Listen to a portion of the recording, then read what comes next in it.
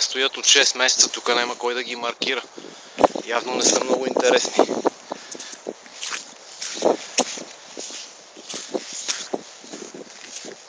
Пълно унищожение на гората. Тотално. Ето тук.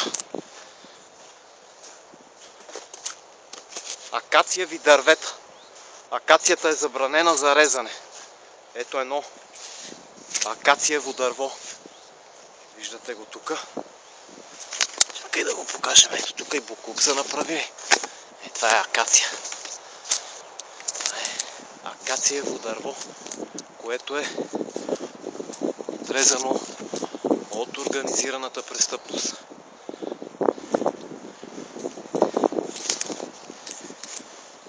Ето тук още едно акациево дърво. И още буклук. И тотални сечища. Разбиване на местната инфраструктура, ерозия и унищожаване на горските площи. Това се прави в България и в Европейския съюз. Как се отнасят с дървесината, дето ушки ми я купуват, ако има цена, тук седи с местни хвърлени.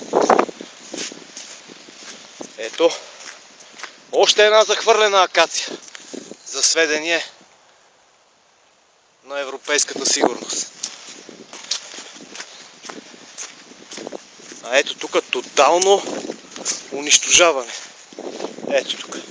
Акциево дърво, над 10 годишно, унищожено.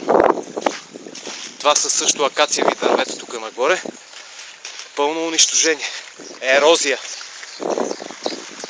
Разбиване на пътищата. Ето тук. Абсолютно бунище.